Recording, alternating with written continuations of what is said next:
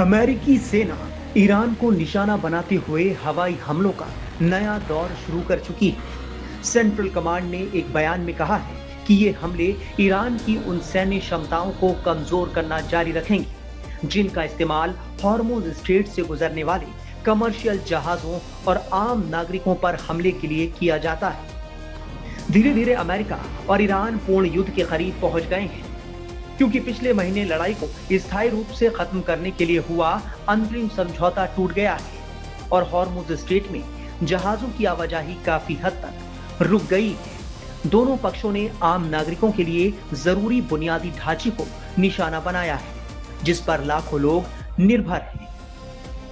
Iran और America के बीच युद्ध का पहला केंद्र है परमाणु, जिस पर अमेरिका और ईरान के अलग अलग दावे हैं, और दूसरा केंद्र है हॉर्मुज, जहां एक तरफ ईरान ने बारूद बिछा दिया है तो दूसरी तरफ अमेरिका ने सुरक्षा की गारंटी का भ्रम बना रखा है। और इसी बारूदी जाल और भ्रम ने हॉर्मुज को डेथ ट्रैप बना दिया है। स्टेट ऑफ हॉर्मुज, जो कभी ग्लोबल शिपिंग की लाइफलाइन था, आज युद्ध के मुहाने पर है। अमेरिका ने निर्णायक जंग की शुरुआत का सिर्फ संकेत दिया और ईरान ने बता दिया कि खाड़ी में ना तो उसकी मर्जी के बिना कोई कदम उठाया जा सकता है और ना ही उसकी सहमति के बिना कोई फैसला लिया जा सकता है। अरब सबसे मुश्किल दौर से गुजर रहा है। वो दौर इतना खौफनाक है कि किसी भी वक्त बारूद कहीं भी बरसने लगता है। ना तो अमेरिका रुकने का नाम ले रहा है और ना ही ईरान पीछे हटने को तैयार है। अभी तक हवाई हमलों से तबाही की जा रही थी, अब जमीनी जंग आरंभ करने की धमकी ईरान ने दे दी है और इसके लिए सिर्फ 48 घंटे का वक्त अमेरिका को दिया गया है। अगर अमेरिका ने हमले नहीं रोके तो ईरान अरब में बारूद की बिसात बिछाने को तैयार है।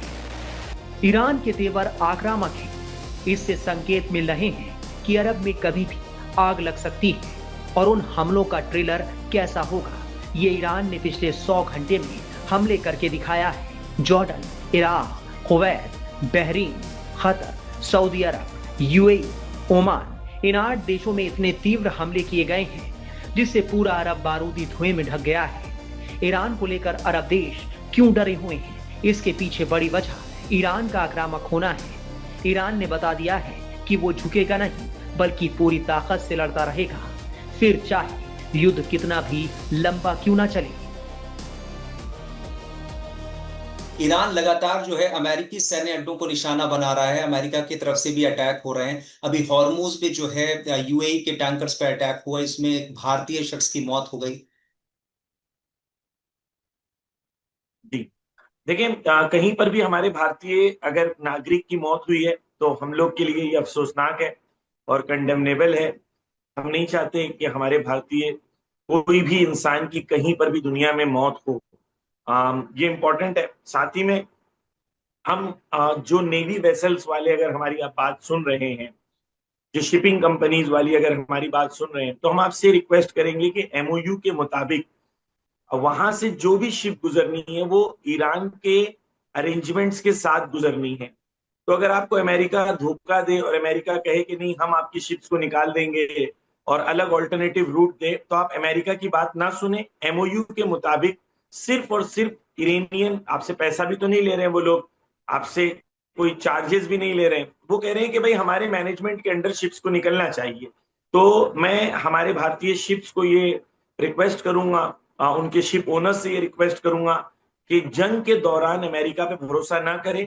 जो एमओयू की साइंड एग्रीमेंट है उसके मुताबिक जो ईरान का ऑफिशियल पैसेज है उसी को इस्तेमाल करें ताकि कोई दुर्घटना ना हो सके।